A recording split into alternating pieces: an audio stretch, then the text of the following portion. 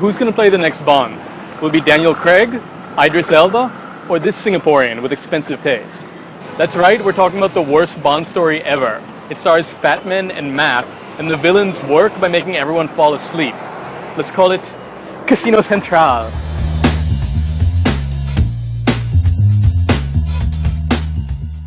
This is Arjun Mahendran. He's Sri Lanka's central banker. He's been in the news a lot over the past few years for some bond issues that have been as scandalous as they are confusing. It's a bit like someone stealing your lunch money using calculus. We'll try to explain. Let's start someplace James Bond will be comfortable. A casino. Okay, we can't get in the casino, but we got the chips. These are government bonds, for the sake of our video at least. They're basically just an IOU.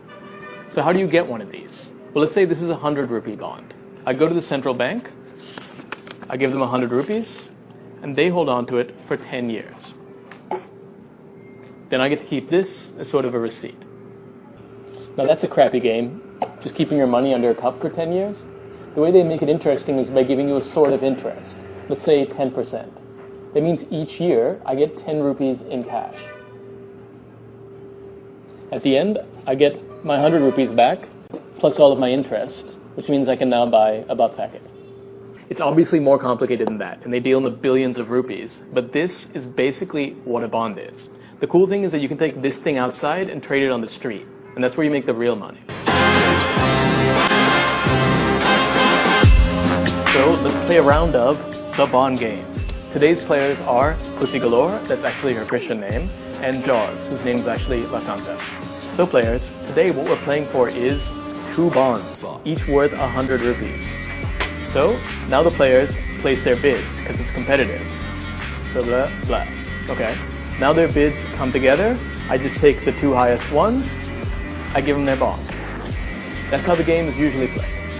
Now let's get to the fun part. How do you cheat? So let's run the same game again.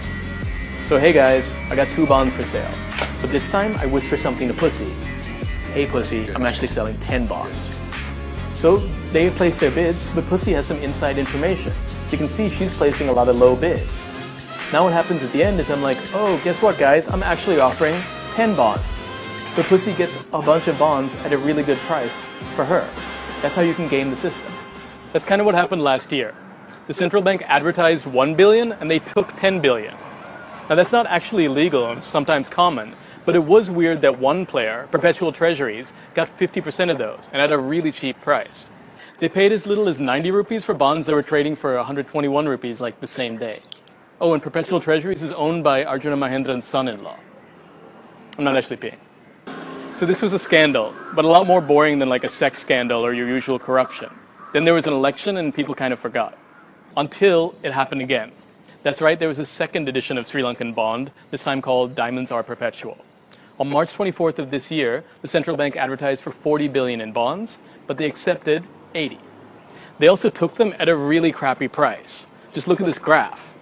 That huge dip is where we sold, and then the prices went right back up the next day. What that means is someone made a killing. And that's not all. The central bank can make prices move with just a press release. On March 30th, they released something saying that they were going to raise 400 billion rupees internationally. That made bond prices go up.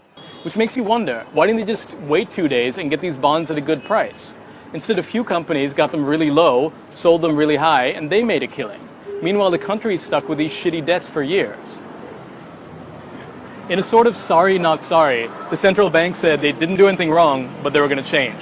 Some of the specific changes, they said, was they're going to be more transparent about information, including the amount of stuff actually for sale, and they were going to let the EPF bid directly again, instead of getting screwed on the secondary market.